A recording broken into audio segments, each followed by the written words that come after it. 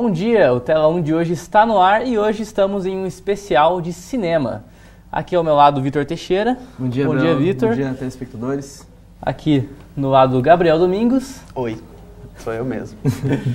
E hoje com um convidado especial, Anderson Gonçalves, ele que escreveu no Caderno G da Gazeta do Povo, é especialista na área cultural, né, do jornalismo cultural, e vem hoje para comentar um pouco com a gente aí. Bom dia, Anderson. Bom dia, obrigado pelo convite. E o tema de hoje vai ser sobre um dos maiores cineastas de todos os tempos, que se chama Martin Scorsese. Vitor, quem é Martin Scorsese? Martin Scorsese, ele é um dos grandes diretores contemporâneos, né? Ele fez nada menos que 23 filmes, tem quase 50 anos de carreira, então ele tem muita história para contar. Ele foi o diretor de Taxi Driver, Os Infiltrados, Os Bons Companheiros. Os Bons Companheiros, só filmaço, a gente está aí para falar desse grande homem. E a gente vai introduzir a conversa com o pano de fundo, que é o filme Silêncio, que é o mais recente dele, foi lançado no ano passado, foi até um pouco esnobado, né, nas premiações, e até o pessoal em geral não comentou tanto desse filme. Eu vou pedir para o Anderson comentar um pouco a princípio sobre o filme, o que achou, essa questão dele ter sido um pouco esquecido. É a sua palavra. Bom, o Silêncio, na verdade, ele é o grande projeto da vida do Scorsese, né? É um filme que ele planejava fazer desde a década de 70, e ele é baseado num livro, e ele sempre quis adaptar esse livro, levar para as telas, e daí ele planejava, mas aí aparecia um outro projeto, não dava certo, e daí ele ia deixando, até que agora, na questão de 2 anos aí que ele começou a rodar, ele finalmente conseguiu levar para as telas, viabilizar esse projeto de vida dele. E é um filme que fala basicamente sobre intolerância religiosa, sobre os 2 padres jesuítas que vão para o Japão. Aí vocês me ajudam, se não me engano, no século XIX. No século XV, na verdade. Eu lembro que era 1600 e pouco. Algumas centenas de anos antes, né? E eles vão para o Japão tentar catequizar os japoneses, difundir a religião católica, e acabam sofrendo com a intolerância, já que é um mundo completamente diferente. Eu, particularmente, me decepcionei com o filme. Eu não gostei, achei ele muito arrastado. Ele é excessivamente longo, né? São quase 3 horas. 3 horas e 50. Achei que os atores foram mal escolhidos. A caracterização, às vezes, muito caricato, principalmente a figura dos japoneses, e achei que o roteiro ficou uma coisa muito maniqueísta, né, dos católicos bonzinhos contra os japoneses malvados. Tecnicamente é um filme belíssimo, fotografia, direção de arte, é encantador visualmente. Foi a única indicação para o Oscar, foi a questão da fotografia, né? Foi a única, né? E até não sei por que houve essa implicância. O filme também teve uma série de problemas durante a filmagem, teve até uma pessoa que morreu, foi cercado de acidentes, e talvez isso, acho que talvez tenha atrapalhado todo o projeto, o andamento do filme. Enfim, mas muita gente gostou. Infelizmente me dói no coração falar mal de um filme do Scorsese, mas foi uma decepção para mim. Eu até falava com o Vitor antes que essa questão de... É até engraçado você ver que em algum momento houve uma intolerância contra os católicos, né? Contra os católicos, e o filme mostra isso. Mas tem essa questão realmente, né, de os japoneses serem os malvados. Isso, inclusive, foi uma coisa que me deixou muito incomodado com o decorrer do filme, assim, sabe? Esse negócio de colocar nós contra eles, assim, tipo, colocar sempre essa dualidade, essa polaridade de uma batalha entre o bem e o mal, assim, isso me incomodou bastante, assim, porque toda hora eu ficava pensando, putz, mas eu ficava me colocando no lugar dos japoneses, assim, cara, imagina que droga, né, você tá lá tranquilo e chega uma pessoa, não, a sua religião é errada, vou impor para vocês a verdade universal aqui, tipo, isso não é certo, né, pensando racionalmente, assim, né. E acaba destoando um pouco da linha do Scorsese, que ele sempre trabalha com personagens com uma moral dúbia, né? Sim. Ele não tem muito essa coisa de heróis ou vilões bem definidos, bem caracterizados.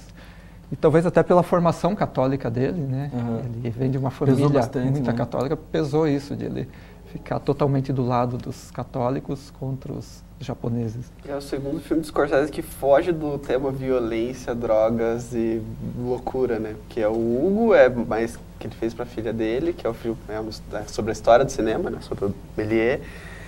E agora é esse, que é sobre...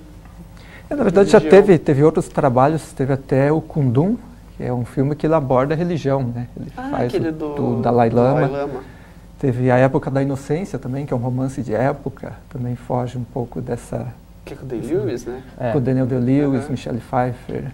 Isso é verdade, é o Scorsese com seu lado mais delicado, calminho, mais assim. humano. É que agora nessa fase dele, ele tá um pouco mais versátil, né? Se você vê bem os últimos 3 filmes dele, principalmente, ele fez um filme de fantasia, que é o Hugo, que é uma homenagem, né, ao Méliès. Daí ele fez o Lobo de Wall Street, que é um filme... É uma loucura, né? É difícil encaixar no gênero, porque ele é quase uma comédia. Ele é uma comédia, né? Bem assim, negra, né? E agora ele faz um filme religioso, que aborda intolerância, que aborda violência. Então ele está numa fase um pouco mais... que ele está se aventurando mais em vários campos, né? Isso tem acontecido muito no decorrer dos anos 2000, na verdade, né? Tem muito filme diferente dos Scorsese que surgiu depois dos anos 90, assim. Os próprios Infiltrados, Gangues de Nova York, são filmes que retratam muita violência, só que de formas diferentes, assim, né? O Lobo de Wall Street, que nem vocês falaram, assim. Eu acho que esse é a maior conquista do Scorsese, é essa versatilidade toda dele, assim, né? Ele conseguir dialogar com vários mundos diferentes, né? É a maturidade dele também, né? Ele já está, acho que caminhando para os seus 80 anos, se não me engano. E com toda a bagagem, toda a experiência dele, ele já tem uma carreira consolidada, né? Já ganhou o Oscar que ele tanto queria, então ele está tranquilo. Não, agora eu vou fazer o que eu quero. Ele ganhando o Oscar para os Infiltrados deve ser uma das melhores cenas do Oscar. Ele pega a estatuazinha, confere o envelope para mim, você deve ter feito alguma coisa errada. Ele podia ter ganho em tantos momentos, né? Que acho que ele nem acredita. E eles colocaram o Spielberg, o George Lucas e o Coppola para dar o Oscar para ele. Tipo, só isso. Só gente fraca. Esse cara merece. Só falta De Palma, né? Que é os maiores dos anos 90, que acho que foram conhecidos como os Movie Brats, que era a equipezinha dele, assim. Todos eram amigos, quase todos fizeram um filme de máfia, menos Spielberg. Na verdade, eles formam um grupo que começou lá na década de 70, que na verdade revolucionou o cinema americano, né? Que era ele, o Coppola, o George Lucas, Steven Spielberg, Robert Altman. Que é a nova Hollywood, né? Sim, a turminha que saiu do meio alternativo ali, meio pessoal mais pobre, underground, e que começou a fazer filmes mais urbanos, mais independentes, sem... Baixo orçamento, né? Baixo orçamento, sem grandiloquência, e acabou ditando aí uma nova linha do cinema, que é muito do que a gente vê hoje, foi criado por esse pessoal, que influencia até hoje as novas gerações aí de Tarantino e Paul Thomas Anderson e todo esse pessoal. E foi aquilo que você citou, né? Que foi nessa época que começaram a surgir com maior volume esses protagonistas com essa moral mais dúbia, né? Mais dúbia. Eles aquela área cinza. não são mais só pessoas bonzinhas, né? E nesse filme do Silêncio, de certa forma, ele recua um pouco nesse sentido, né? Porque o personagem do Andrew Garfield, ele é um pouco santificado demais, né? Se você for ver muito, assim. De novo, né? Que é o segundo personagem do Garfield, que ele é o cara do bem, assim. Em um ano. O outro foi no filme do... É que ele tem cara de bonzinho, né? Daí fica difícil trabalhar uma coisa meio anti-herói com ele, né? E a questão... agora voltando um pouco pro Silêncio, tem uma questão que incomodou um pouco, que foi a parte do sotaque, né? Nossa, não sei vocês, porque eles tentaram pôr um sotaque português ali no Adam Driver e no Garfield, e não ficou bom, né? Eu acho que, na verdade, eu acho que se eles tivessem vendido os dois personagens como sendo jesuítas de outra parte da Europa, seria melhor do que de Portugal, assim, porque não funcionou aquele negócio. Saiu umas palavras em português ali, falei, cara... Nossa, que coisa horrível de se ouvir, sabe? E daí os japoneses também, a mesma coisa. Ficou uma coisa muito caricata, né? Aqueles japoneses vão... Sim, não, até a própria... Não é assim, a dicção deles, né? Em alguns momentos. Por mais que a maioria dos personagens japoneses que aparecem fossem camponeses, né? Mas em algumas partes que falavam cristãos errado, falavam algumas palavras meio erradas, que tipo... São meio... que estão na imagem cultural que a gente tem dos japoneses, assim, fica... Nossa, é uma coisa meio vilão de 007, né? Exatamente. Verdade, né? Verdade, bem verdade. É que o Inquisidor, principalmente, aquela vozinha chata, assim, sabe? Eu não aguentava mais ouvir aquele homem falar. Vontade de enfiar um pano na boca dele e ficar quieto, cara. E fazer um vilão mudo. Teve um japonês que eu lembro que eu gostei bastante, que eu não vou lembrar o nome dele agora certinho, mas é aquele personagem que é o mais coitado, que seria cômico se não fosse trágico. Que é aquele que ele sempre peca, ele sempre trai. O Kishihiro, acho que é o nome dele. Ele sempre trai a crença dele, as coisas que a religião prega, mas ele sempre pede perdão, pede perdão. Isso é uma coisa que me deixa pensando, assim, durante o filme, por causa que é meio que uma crítica, assim, na verdade, que aparece sempre quando se trata de religião, assim, tipo, você pode fazer 1000 coisas erradas na vida, mas se você pedir perdão... Tá tudo bem. Se for se confessar na igreja, tá tudo bem, você vai pro céu, sabe? E isso retrata bem com esse personagem, né? Que toda hora ele faz alguma coisa errada, ele trai o personagem os dois, né? Tanto o personagem do Adam Driver quanto do Andrew Garfield em vários momentos, acho que nas minhas contas foi umas 4 vezes que ele se confessou no filme, assim.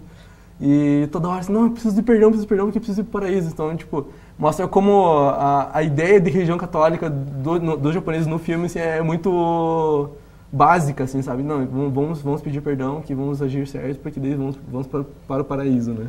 A gente tem uma perguntinha que veio da nossa produção, que é até importante citar isso, falando do Scorsese, porque tem um exemplo mais claro que é do Toro Indomável. O que é a mudança física de um personagem para você é importante dentro de um filme, e como foi importante nesse filme Silêncio, porque os dois atores principais estão muito magros, né? Eles fizeram esse trabalho corporal. Então, como você vê isso, essa importância dentro do cinema e dentro do cinema do Scorsese? O Scorsese, eu acho que nem é tanto ele que exige dos atores, mas os próprios atores, eles se entregam muito aos personagens dele. Ele teve, né, os seus atores preferidos. Teve o Robert De Niro até uma época, depois passou para o Leonardo DiCaprio. E isso é muito importante quando você trabalha com um personagem que ele tem um desgaste físico, um personagem que sofre.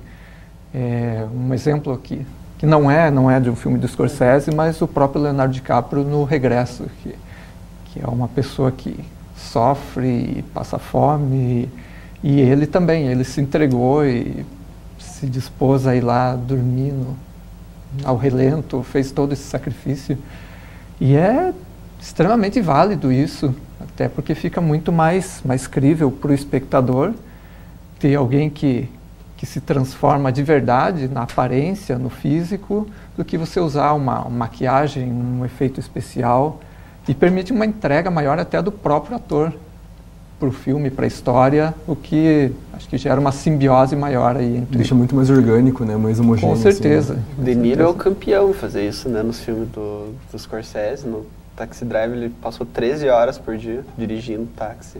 Ele ganhou uma licença de dirigir táxi até.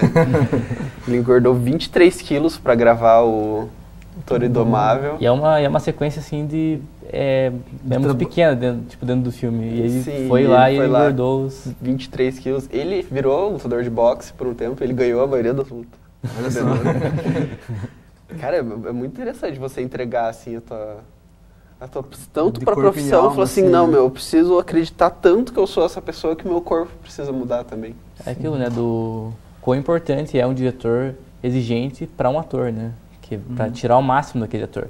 E é até legal que você citou a questão do filme do DiCaprio mais recente, que é o Regresso, que o Victor estava falando, né, antes. Essa parte esse estilo, o pão que o diretor amassou, né, que ficou muito popular depois do filme do Regresso, inclusive, assim, que eu vi bastante essa expressão. Isso me remeteu muito ao Regresso, esse filme, assim, que é aquela coisa suja, o cara sofrendo toda hora. Nossa, as cenas de chuva me deixavam extremamente angustiado, assim, cara, deve estar muito frio aí, sabe? Você via que eles estavam tremendinhos, assim, estavam muito encolhidos, assim, e eu gosto muito dessa entrega, assim, sabe, dessa homogeneidade, assim, da coisa pesada, de estar ali no ambiente, estar sofrendo com as intempéries ali do lugar que você está, né? E, nossa, me lembrou muito, me deixou a mesma angústia que eu senti no Regresso, eu senti nesse filme, assim, nessas cenas de sofrimento, assim. A gente gosta, não sei se os atores gostam, né, na hora. Tem que ter um trabalho psicológico ali muito forte, né, pro cara não surtar, né, porque... A cena do Lianisson também, de ponta cabeça, naquela tortura lá também. É pesado. As cenas de tortura do filme inteiro são muito pesadas. Muito agressivo, né? Uhum. E eu acho que essa é a ideia dele, né, do diretor, de fazer você sentir o que o personagem está sentindo. Então, quando ele consegue essa empatia de você se colocar na pele do outro ali, do personagem... Se sentir dentro do filme, né? Sim, eu acho que ele já cumpriu sua aí, missão. Uhum.